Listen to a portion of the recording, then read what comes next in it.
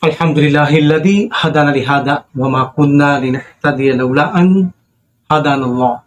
Asyhadu an la ilaha illallah wahdahu la syarika lah wa asyhadu anna Muhammadan abduhu wa rasuluh sallallahu alaihi wasallam.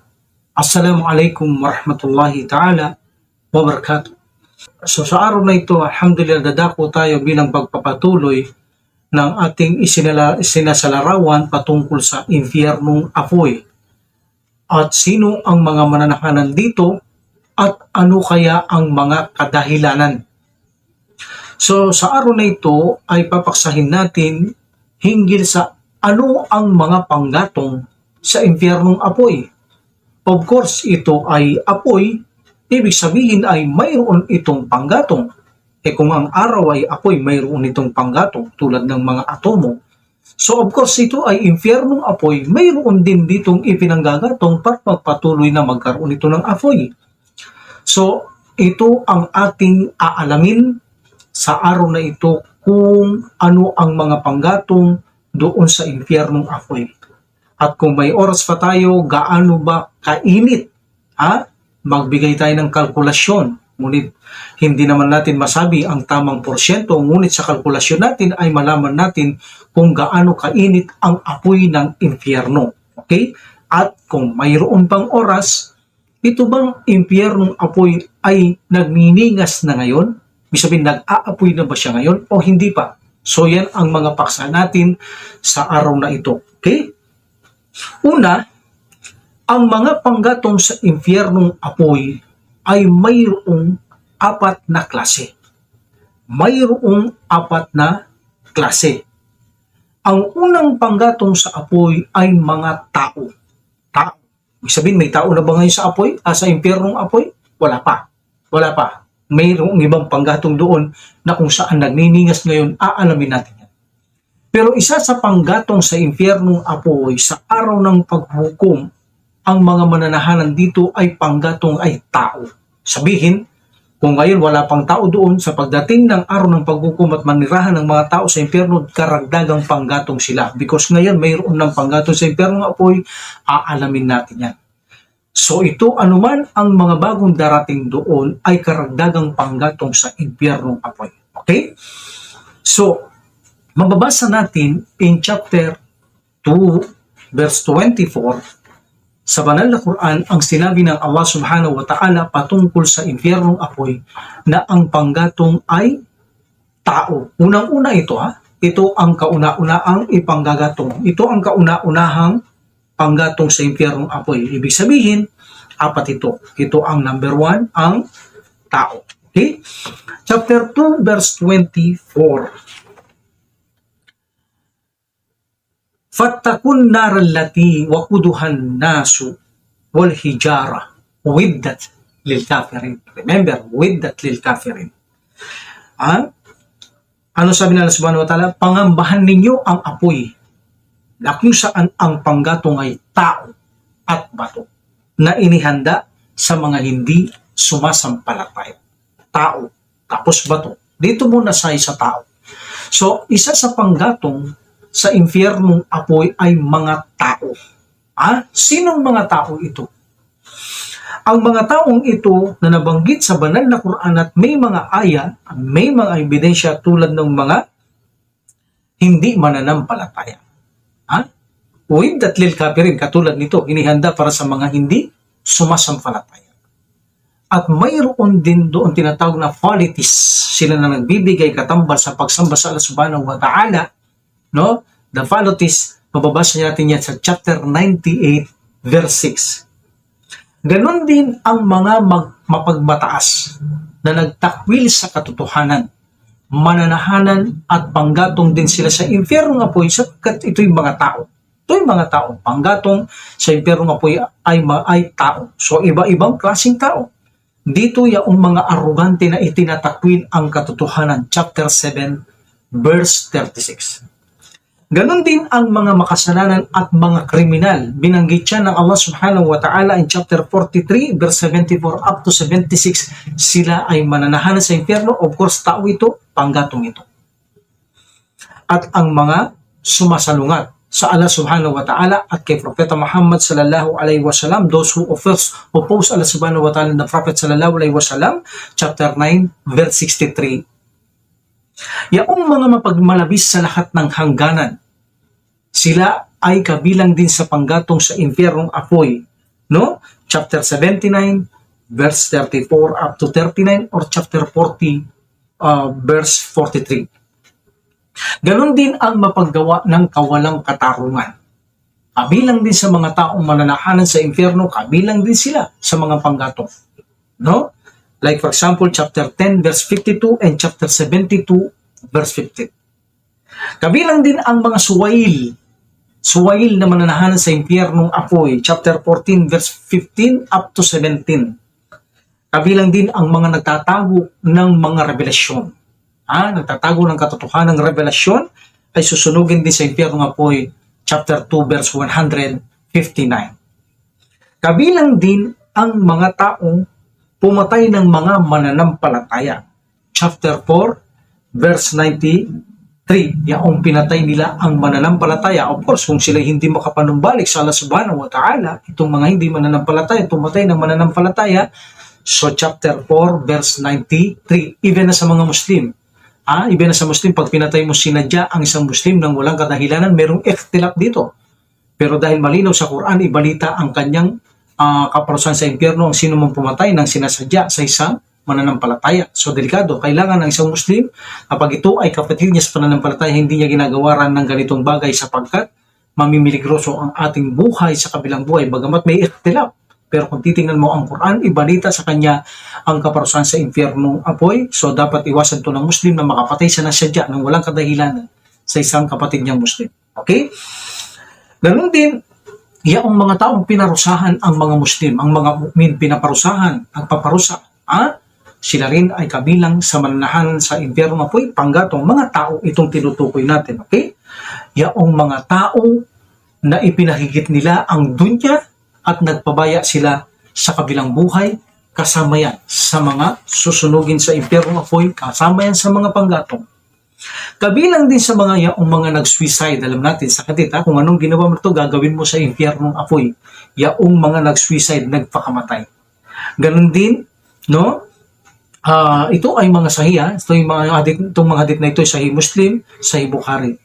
Ganon din, ay yaong mga arugante, mga hambog, mayayabang, mapagmataas, malupit, walang habag, mapanakit, mapanlait, mapagkalat ng chismis, mapagkalat ng maliwa, la yadkhulul jannata namam, la yadkhulul jannata lamam. Hindi makakapasok sa paraiso ang mapagkalat ng chismis. So, saan sa pupunta? Sa impyernong apoy. Okay?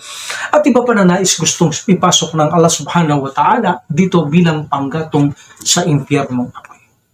So, the number one na tinapik natin ngayon, ang isang panggatong sa impyernong apoy ay mga tao. On the day of resurrection, panggagatong ang lahat ng talunan sa impyerno. At ito'y karandagang panggatong sa impyerno because ngayon pa lang ay ginagatungan na ang impyernong apoy at ipaliliwanag natin.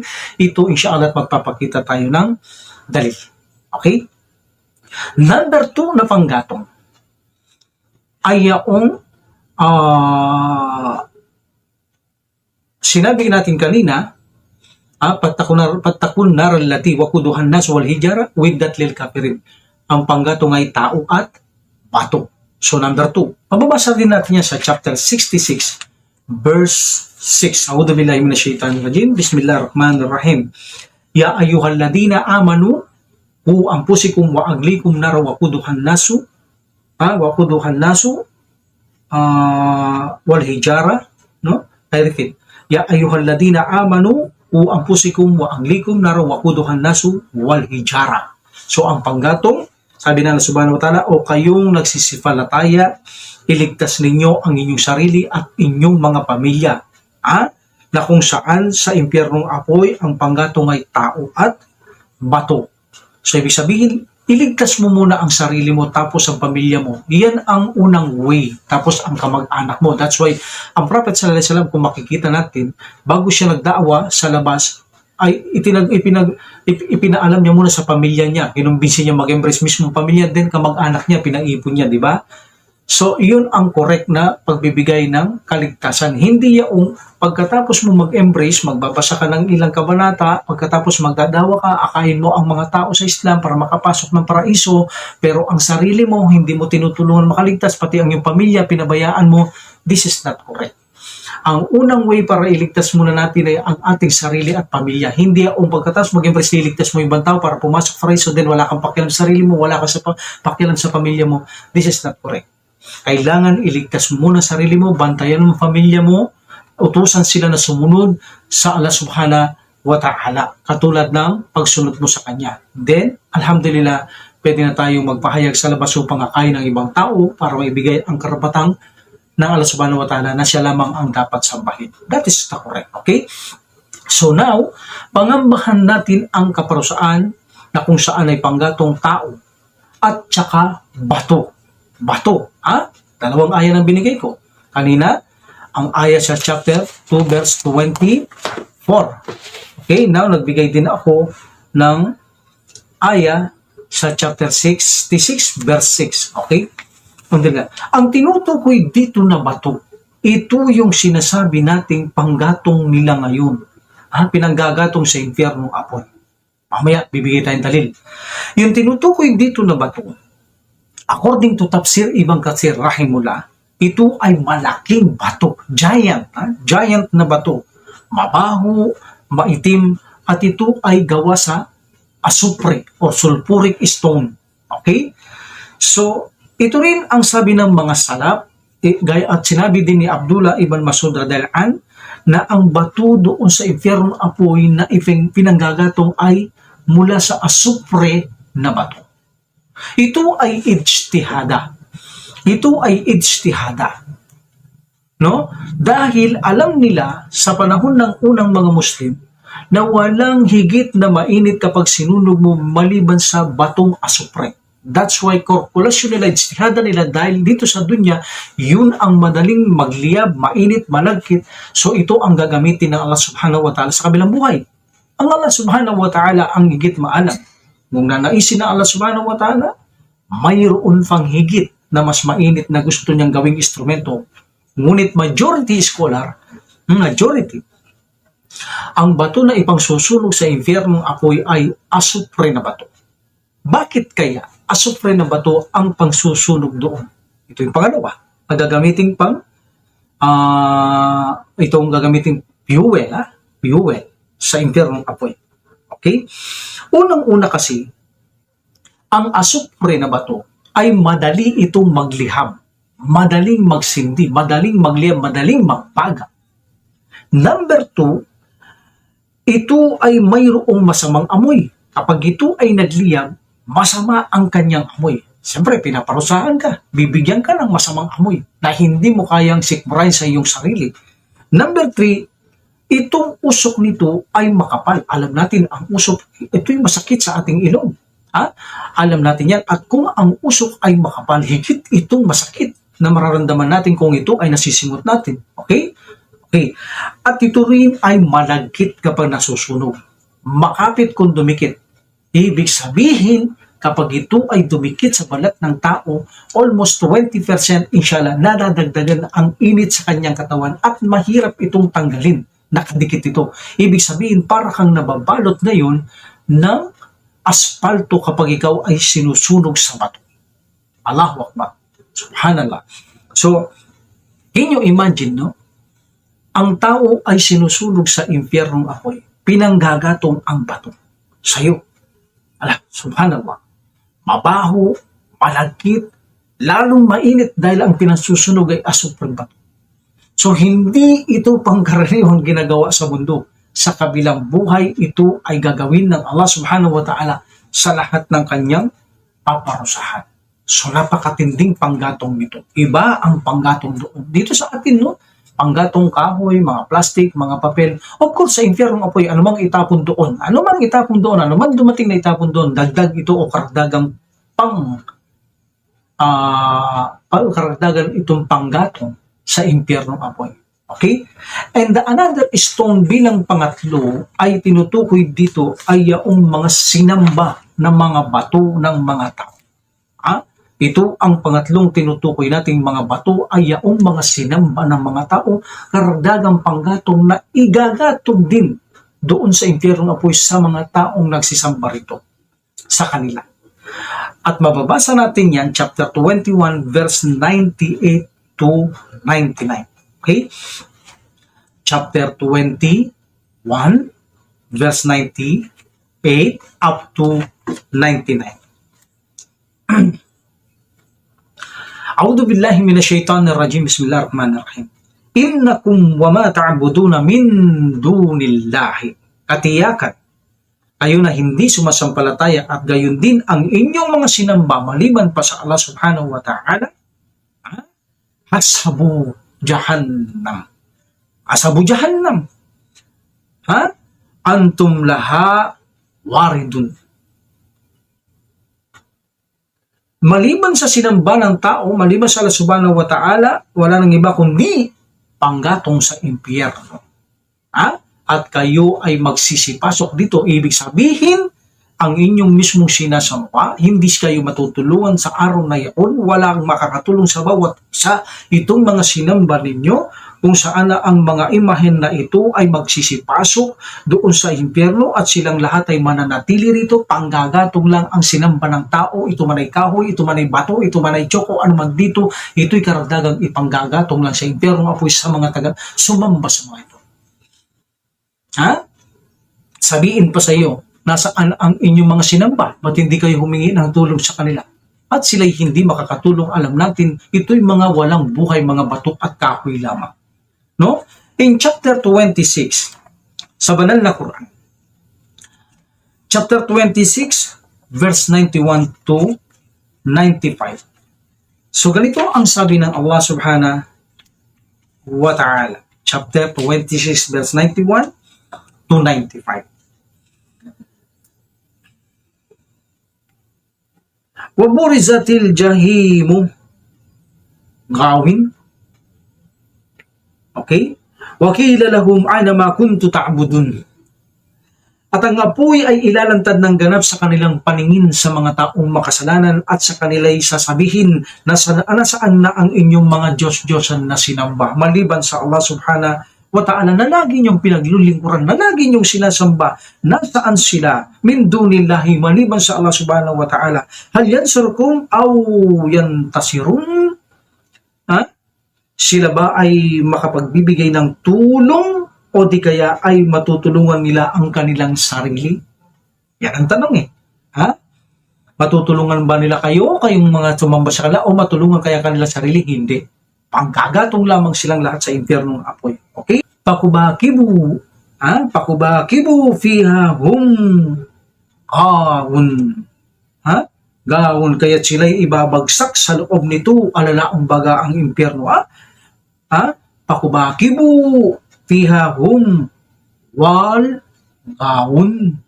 At sila ay ibabagsak sa loob ng impyerno, sila at ang mga demonyo, lahat sila ay kasama, at ang mga demonyo o mga jinn at lahat ng mga nasa kamalian at kalihisan, sama-samang susunugin sa impyerno. So, ibig sabihin, ang mga pinaglingkuran pala ng tao dito, na alos sila ay talagang nagpakahirap, ay karagdagan lamang palang ipanggagatong sa kanila ang mga ito. Manala na mahirap talaga ang walang guide. Samba ng samba ang tao na hindi niya nauunawahan, ito pala ay panggatong lamang ang kanyang sinasamba sa kabilang buhay. At kung pahingyan ng tulong, hindi makakatulong, walang buhay, ni kanyang sarili hindi matulungan, ito ay susunugin lamang doon sa impyerno. Okay? So, ibig sabihin, ang panggatong sa impyernong apoy ay mga tao, bato, nayari sa asupre, ang alam-alam, at ang mga batong sinamba ng mga tao. And number 4, kasama sa susunugin sa impyernong apoy ay ang mga jinn. Ang mga jinn. ang mga jin. So, alam natin mayroon tayong Suratul Jin. Mayroon tayong Suratul Jin, chapter 72. Chapter 72, as far as I know, 72. Okay, tingnan natin. Yes, Surah 72. Now, look, chapter 72, verse 14 to 15. Ano sabi nila? Wa ana minal muslimuna wa minal kasitun. Wa anna minal muslimuna wa minal kasitun. At sa lipon namin may mga Muslim at mayroong mga kasitun. Ibig sabihin, lumili sa katotohanan, di gumagawa ng makatarungan. Okay? Sumasamba maliban sa Allah subhanahu wa ta'ala. At sino man ang magsuko, paman aslama, faula ikataharraw rasyada. Ang sino mang magsuko sa Allah subhanahu wa ta'ala, yakapin ang Islam, kilalanin, tanggapin ang Allah subhanahu wa ta'ala, ng Prophet sallallahu alaihi wasallam, sila yaong nakaanap ng tuwid na landas, sabi ng mga jin. Sabi ng mga jin, nagdadawa na ito sa kanilang mga angkan dahil narinig nila ang Prophet sallallahu alaihi wasallam sa recite ng Quran. Then pagkatapos, doon nila inalam ang mga aral sa Islam, pinakinggan-kinggan nila until finally ang Prophet sallallahu alaihi wasallam, nakakasalimuhan nila, tinuturuan na rin sila sa Islam. Tinuturuan sila sa Islam ng Prophet sallallahu alaihi wasallam, nakakasalimuhan niya ang mga jin, tinuturo ang batas ng pananampalatayang Islam until finally magdawa sila sa kanilang tao. At itong sinasabi nila, mayroon sa kanilang Muslim, mayroong kasitun. At sinabi nila kung sino maniwala sa Allah subhanahu wa ta'ala, sila yung nakahanap ng tuwid na landas. At sinabi ng mga jin, wa ammal kasituna fakanu li jahannama khataba. At sa mga jin na kung saan ay mapag-imagsik, mapaggawa ng di makatarungan, mapagtambal sa Allah subhanahu wa ta'ala, anong sabi nila? Sila ay magsisilbing panggatong sa apoy ng impyerno. Fakanu li jahannama hataba. Sila ay magiging panggatong doon sa impyernong apoy. So, ibig sabihin, ang panggatong sa impyernong apoy ay mga tao, iba't ibang uri ng tao na binigyan natin paliwanag kanina, na ang iba ay hindi natin nabanggit. Ang Allah subhanahu wa ta'ala siyang higit nakakalam kung sino pa, maliban sa binanggit nating tao, ang kanya susunugin, gawing panggatong. Number 2, yaong mga asupring bato, na inihanda ng Allah subhanahu wa ta'ala ang panggatong sa impyernong apoy na ginagamit na ngayon. Mamaya malaman nyo kung bakit ko nasabing ginagamit ito, anong proof ko. And number 3, mga sinambang mga bato, mga kahoy, mga rebulto ay panggagatong doon. And number 4, ang mga jin. Yun ang mga panggatong sa impyernong apoy. No? Napakaganda ng Islam. No? Hindi ko kailangan ang lugar kung nasaan ang impyerno o paraiso. Ang kailangan ko reference patungkol sa ganitong bagay. Ito ang mahalaga sa atin. Di ba? Ito ang mahalaga sa atin. Okay? Now, ang kasunod dito, gaano kaya kainit ang impyernong apoy? Especially kapag ang tao ay dumagsa na doon o dumating na ang mga jin, ang mga sinasamba nila, gaano kaya kainit ang impyernong apoy? No? Okay, ang impyernong apoy, according to chapter 56, verse 41 and 44. Okay? Wa ashabu shimal, ma ashabu shimali, wa ashabu shimal, ashabul shimal. Okay? At sila nasa kasamaan ng kaliwang kamay. Sino nga ba ang magiging kasamahan ng kaliwang kamay? I repeat, at sila nakasamahan ng kaliwang kamay. At sino ba ang magiging kasamahan ng kaliwang kamay? Fi samumi wahamim. Sila yung mananahanan sa gitna na kung saan nakakapasong naglalagablab na apoy at kumukulong tubig. Wadillim min yahmum. At sa ainino o lilim nito ay maiitim na usok. Tatlo. Naglalagablab na apoy, ito ang apoy, ito ang init, naglalagablab na apoy. At pati ang tubig doon, walang malamig, kumukulong tubig. At maging ang lilim na sinasabi dito ay maitim. Ito ay mga maiinit na galing sa usok o galing sa apoy na kung saan ito ang kanyang nagiging usok. Okay? Makikita natin itong sinasabi ito sa chapter 77, verse 30, in taliku illa dillin di salati syu'ab. Magsiparong kay sa lilim ng tatlong hanay. La dalili wala yugni minal lahab. na ito ay hindi makapagbibigay ang mga lilim na ito na kaginawahan, gayon din na pananggalang sa naglalagablab na apoy. Walang maitutulong ang mga lilim na ito, 3 lilim mula sa usok ng impyernong apoy, nagiging parang ulap, nagiging lilim sa tao, ngunit walang pakinabang. Ito rin ay mainit. Ibig sabihin, usok na lamang ay mainit pa rin. So, ibig sabihin, napakainit ng impyernong apoy. Ito ay isang naglalagablab na apoy. Simpleng paliwanag pa lang to, naglalagablab na apoy. Dakuhan natin ang chapter 101, verse 8 to 11. Okay? Ito ang sabi ng Allah subhanahu wa ta'ala. Chapter 101, Al-Qari'ah, then verse 8 to 11. Wa amma man khaffat mawazinu fa ummuhu hawiya wa ma adraka ma hiya narun hamiya. Datapwat sa kanya na ang timbang ng mabuting gawa ay nasumpungang magaan. Kaunti, mas marami makapalang masama. Mas magaan ang mabuting gawa. Kanyang magiging tahanan ay hawiya. Hawiya. Okay, isang lugar sa impyerno na kung saan ang apoy dito at paano mong pagalaman kung anong hawiya, ito ang apoy nito ay sobrang init at nag-aalimpuyong ningas. Ibinabalot ang tao para bang yung nanay niyakap ang anak niya. Ganun ang apoy. Niyayakap ang tao, pinapaikutan, nag-aalimpuyo ang apoy. Subhanallah. Hindi ba sobrang init ito? Pinapahikutan kang parang ipo-ipo na kung saan napakainit, nagliliyab na apoy na pinaiikutan ka, hindi ka makawala. So ito ay isang napakainit na apoy. Dahil mismo, ang Prophet sallallahu alaihi wasallam ay sinabi niya, no, ito yung Bukhari, na ang impyernong apoy, ito ay mayroon 70 na kung saan 40. Ang isa rito, less 1, 69 ang titira, kung gaano alam natin ang apoy dito. Apoy na pinakamainit. Anong alam natin pinakamainit na apoy? Like for example, sabihin natin yung apoy ng acetylene. This is a 1%. So kung ito ang pinakamainit sa mundong ito, 1%, yung 69, idagdag mo doon, yun ang apoy ng impyerno. Subhanallah. So ibig sabihin, napakainit ng impyernong apoy. Can you imagine yung acetylene na lang, gaano kainit yan? Kung yang nang mapaso tayo, minsan hawakan lang natin ang kaldero, takip ng kaldero, hindi natin matiis. Yung pa kaya na kung saan apoy ang itatats natin sa ating daliri, lalong hindi natin makayanan. Lalong hindi mo makakayanan kung acetylene ang gagamitin. O lalong hindi mo makayanan kung ang acetylene ay dagdagan mo pa ng 69 times, ganun ang apoy sa impyernong apoy. Subhanallah. That's why makikita nyo ang apoy sa impyerno dahil sa makapal, ang apoy nito ay nangangalit na parang gustong sumambulat. No? Gustong sumambulat. At itong apoy na impyernong ito, makikita nyo pa lang ang mga tilamsik. Alam natin, pag nagluluto tayo ng ginagamit natin panggatong kahoy, pag minsan nagkakaroon ng tilamsik, yan napakaliit kapag napasok tayo, hindi man tayo masyadong naapektuhan.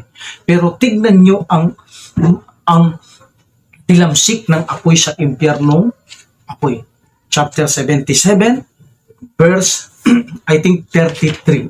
Okay? Alhamdulillah. Ito ang sabi ng Allah subhanahu wa ta'ala. Chapter 77, verse 32 hanggang 33. Innaha tarmi bishirarim kalkasr, kaannahu jimalatun sufr. Katotohanan ng impyerno ay naghahagis ng tilamsik ng apoy na kasing laki ng palasyo.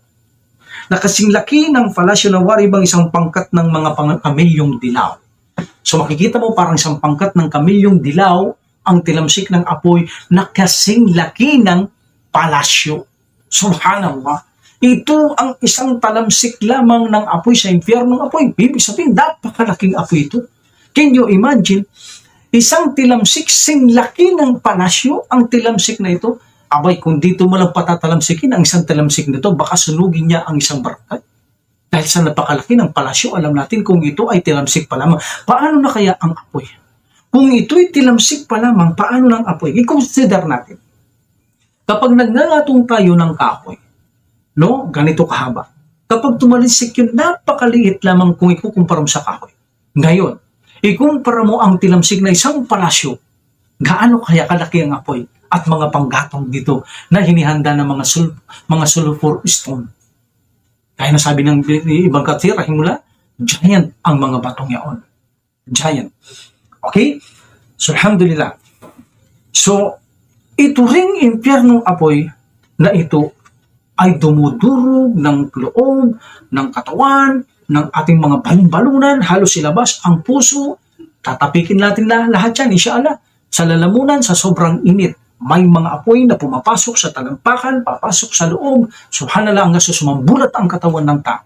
Iba-ibang apoy at alam natin, sa impyernong apoy, mismo ang sarili ng impyerno ay humiling sa Allah subhanahu wa ta'ala na makahinga siya ng dalawang hinga, malit siya sa pangmalamig at mainit. At ito'y granted sa Allah subhanahu wa ta'ala. Tungayan natin ang hadith. Noon humingi ng permiso ang apoy ng impyerno dahil halos ang kanyang bahagi ng impyerno ay sunugin ng kapwa niya ang kanyang apoy. Ano sabi niya sa Allah subhanahu wa ta'ala from Bukhari, rahimullah, ista'danatin nar. Okay? Anong ibig sabihin? Ang apoy ay humingi ng kahilingan sa Allah subhanahu wa ta'ala. Okay? Ano sabi niya? Rabbi. Actually, this is oh my Lord. Nakatawag niya ang ya mutakalim at saka ya.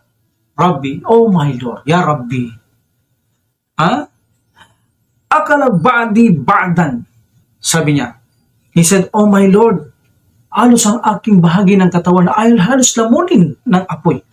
Then, dahil dumaing ito sa Allah subhanahu wa ta'ala, halos sunugin ang kanyang bahagi ng katawan ng sobrang init ng apoy. So, sinabi sa kanya ng Allah subhanahu wa ta'ala, no? Paadi na laha, binapasayni. So, pinahintulot sa kanya ng Allah subhanahu wa ta'ala ang dalawang hininga. Nafsin fi shita'i wa nafsin fi sayf. So, isang hininga sa kung saan sa winter, taglamig, at hininga kapag taginit. That's why ang taglamig, taginit, mayroong epekto ang impyerno ng apoy, no? That's why ang sabi ng Prophet Muhammad sallallahu alaihi wasallam, kapag malamig ang mainit na panahon, especially duhur, ipagpaliban muna ang sala until magbaba ang init, sapagkat ang init ay nanggagaling sa apoy ng impyerno, madistract ang iyong sala, mawala sa pusyo dahil naisip mo ang impyernong apoy, ang kanyang apoy, o baka matuon doon ang pagsambo mo sa apoy. Subhanallah, that's why antayang lumamig sa ng Prophet sallallahu alaihi wasallam bago nyo gawin ang duhur, sapagkat ang init ay nanggagaling sa impyernong apoy. This is a hininga. Mayroong hininga sa taglamig, mayroong hininga sa taginit ang impyernong apoy, at ito'y pinahintulot ng Allah subhanahu wa ta'ala. Okay? Alhamdulillah. So, ito ang intensity ng init ng apoy ng impyerno. At alam natin, mayroon din na kapag binubuksan ang mga pintuan sa lugar ng impyerno, tulad ng sa mga bali, kapag binubuksan ang mga pintuan, mayroong mga pintuan, kapag binuksan ito, ang mga tao ay halos sumigaw ng napakalakas. No? Humisigaw na napakalakas dahil ang init na dumarating ay iba, lalong mainit. So mayroon pa rin pala sa impyerno na sobrang init ng apoy, na halos ang apoy mismo din ng impyerno ay dumaing sa Allah subhanahu wa ta'ala. Subhanallah. Ibig sabihin, mayroon pa rin antas ang init sa impyernong apoy. At habang tumatagal, ang init ay dinadagdagan ng Allah subhanahu wa ta'ala. Kaya hindi maaaring masanay ang tao. Sinasabi katwiran, brother, tanggapin mo Allah subhanahu wa ta'ala para ikaw maligtas sa impyerno, hindi ka makapasok doon. Sasabihin, hindi, masasanay ka rin bro. Hindi ka masasanay doon dahil every time matunaw ka doon, buhin ka ng Allah subhanahu wa ta'ala, dadagdagan niya ulit ang init. Paano ka masasanay? So, hindi masasanay ang tao doon. Ang Allah subhanahu wa ta'ala, ibig sabihin, mas matalino tayo sa kanya. No, alam niya ang magiging katwiran tao, alam ng Allah subhanahu wa ta'ala kung anong kanya gagawin, siya ang pinakamatalino. Okay? Alhamdulillah. So, dito ay walang ibibigay ang Allah subhanahu wa ta'ala maliban sa kaparusahan. Okay? Maliban sa kaparusahan. Kapag ito ay, ang init ay naging humahapo, Sabi na Allah subhanahu wa ta'ala, chapter 17 verse 97, kapag ang init ay humahapo, ibig sabihin, lumiliit ang liyab o init nito, dadagdagan namin ng paglalagablab ang impyerno ng apoy. Every time na liliit o nawawalan ng init sa pakiramdam ng tao, dadagdagan to para lalong maging mainit. Kaya hindi masasanay doon ang tao. Okay? Now, dakuhan natin, ito bang impyernong apoy ngayon ay exist na ba ang kanyang apoy? Ito magandang tanong, no? Alhamdulillah. Okay. Many imam sa Sunni, okay? Like for example, ang binasa natin kanina na aya in chapter 2 verse 24, pattakun nar allati waquduhan nasu wal hijara uiddat lil kafirin. Katakutan ninyo ang impyerno at panggatong ay tao at bato na inihanda sa mga hindi mananampalataya. Meaning, kapag sinabing uhiddat, inihanda ang panggatong na ito, exist ang mga ito. Exist. At ito ay pinanggagatong kasalukuyan noon pa hanggang kasalukuyan sa impyerno apoy. Itong mga batong ito, ang tinutukoy nating bato ay yung mga sulfurous stone o yung mga batong asufre. Itong mga batong asufre ito ay linikha ito ng Allah subhanahu wa ta'ala before He created the heaven and the earth, according to the Sahaba. Okay? Okay? Alhamdulillah. Now, ito ang pinanggagatong sa impyernong apoy at itinatapon ito mula sa itaas ng impyernong apoy, no? Mula sa impyernong apoy doon sa taas at dumadapo ito, sabi ng Prophet sallallahu alaihi wasallam, 70 years bago dumapo sa ilalim ng impyerno. Ibig sabihin, anong ginagawa ng mga batong ito? Ito ay mga inahagis upang gatungan ang impyernong apoy. That's why sinabi natin kanina, ang mga batong asupring ito, ang Allah subhanahu wa ta'ala ang higit na maalam, ito ay pinanggagatong sa impyernong apoy. Anong gagawin sa bato? Itatapos sa impyerno. Anong reason? Ito ay mga panggatong. Okay? Alhamdulillah. From Ibn Mas'ud, adalaan, ang mga companions noon, narinig nila ang sounds na parang bang yung dugdung, di ba? Narinig natin yung minsan sa parang pag may kidlat, tapos sinasabay ng ganung kulog. So narinig nila yung parang bato, mayroong bumagsak na bagay. So tinanong ni Umar bin Al-Khattab radhiyallahu anhu, ang Prophet sallallahu alaihi wasallam. Ano sabi ng Prophet Muhammad sallallahu alaihi wasallam? Hada ajarun. Ulkiya min shafiri jahannam. Sabihin na sannatan, al-ana wasala ila ka'riha. Ano sabi ng Prophet sallallahu alaihi wasallam? Ito ay bato na itinapon mula sa itaas ng impyerno within 70 years bago lang dumating, umarive sa ilalim ng impyerno. This is the proof na sinuportahan ng aya na inihanda with that lil kafirin ang panggatong tao at bato. Ang tao, arrival pa yan. Darating pa lang yan. Pero ang bato, ang asfur, ang mga sulfur stone ay pinanggagatong na dito ayon sa aya ng Quran na inihanda ang impyerno na ang panggatong tao at apoy, ginagatungan ito. So paano ginagatungan? Tinatapunan ito ng mga batong asufre. Ang Allah subhanahu wa ta'ala, malalaking bato ang asufre ito. So ito ay binibigyan ng panggatong na kung sinong gustong utusan ng Allah subhanahu wa ta'ala sa kanyang mga alipin na mga malaika. Okay? So ginagatungan ito. So one of the proof na ang impyernong apoy ay exist na hanggang ngayon ay dahil ginagatungan nito ng bato. And number 2, yung binanggit nating hadith kanina na ang impyernong apoy ay humiling sa Allah subhanahu wa ta'ala na kung saan pagaanin ang kanyang sitwasyon dahil alos lamunin ng apoy ang kanyang sarili. That's why nahuminga siyang dalawa. That ito rin ay napakatinding ebidensya. Mismo ang apoy ang nagsabi na ang kanyang init ay alos lamunin ang kanyang sarili. So, ibig sabihin, lumilitaw na ang impyernong apoy ay exist na ang kanyang apoy. Alhamdulillah, ginagatungan na ito. Until the day of resurrection dahil may panggatong doon na batong asufre at ang lahat ng darating maliban na itatapon pa rito ay karagdagang panggatong sa impyernong apoy, tao, mga jinn, mga bato, mga rebulto, mga kahoy, etc. Ang lahat ay karagdagang panggatong doon sa impyernong apoy maliban sa mga itinalaga namang panggatong doon sa impyerno ang mga batong asufre. Alhamdulillah. So, ibig sabihin, napakalinaw na ang impyernong apoy ay exist na ang kanyang apoy mula noon hanggang ngayon, hanggang sa darating ang araw ng paghuhukom. Okay? So alhamdulillah, so ang naging topic natin ngayon,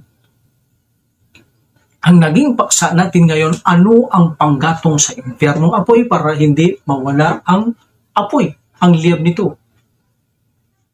Sa araw ng paghukom, makikita natin lahat ang panggatong tao, jin at mga sinamba at yaong panggatong kasalukuyan, yung batong asupre, ang Allah subhanahu wa ta'ala maalam. Lahat ng mga yaan ay panggatong at anuman mayroon na ibabagsak doon o itatapon doon ay lahat karagdagang panggatong sa impyernong apoy sa araw ng paghuhukom.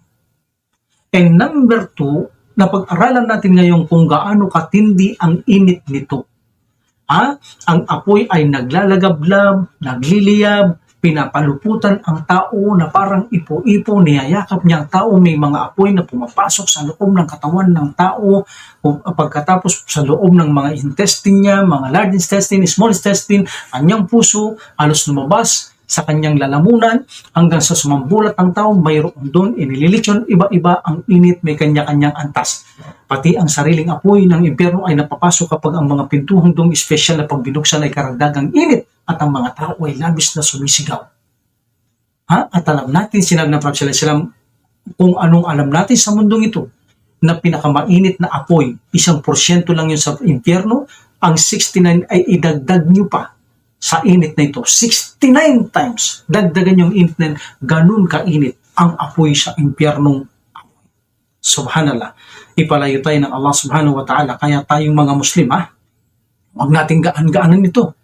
Mukhang ito, napakasensitibong sitwasyon ito. Kapag napunta ang tao doon, subhanallah, hindi makakayanan ng tao ang lugar na ito, no? Talaga naman, dahil mismo ang tao magsisisi siya sa araw na yaon. In chapter 67, like in chapter 67, yaong mga tao nagmatigas at hindi nakinig, anong sasabihin nila?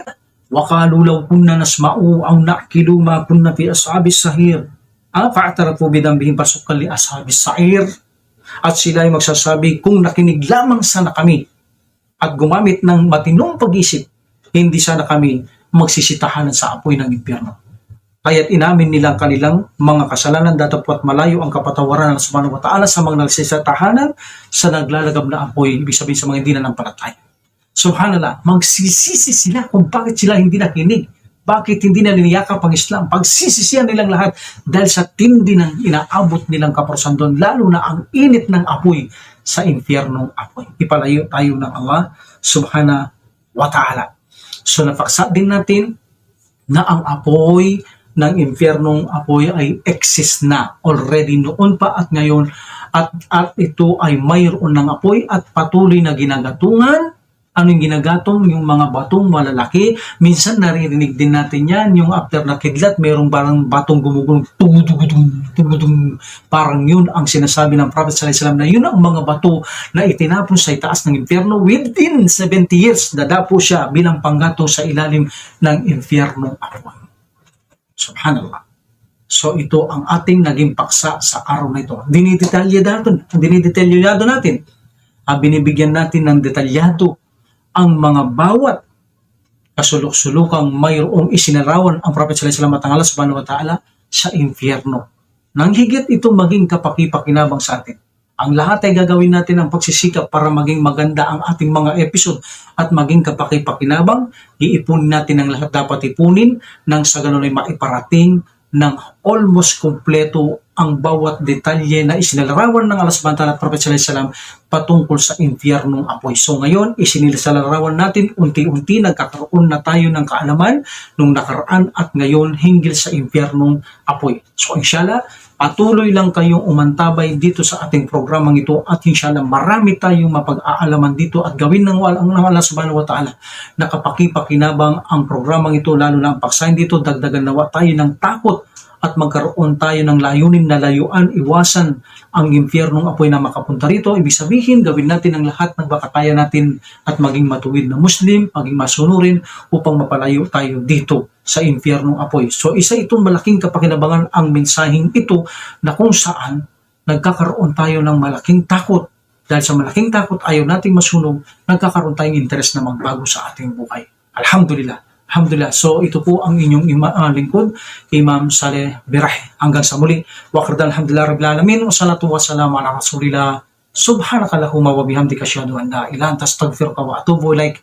Assalamualaikum warahmatullahi taala wabarakatuh. Jazakumullahu khair. فرش التراب يضمني وهو غطائي حول الرمال تلفني بل من ورائي واللحد يحكي ظلمة فيها ابتلائي والنور خط كتابه أنسي لطائي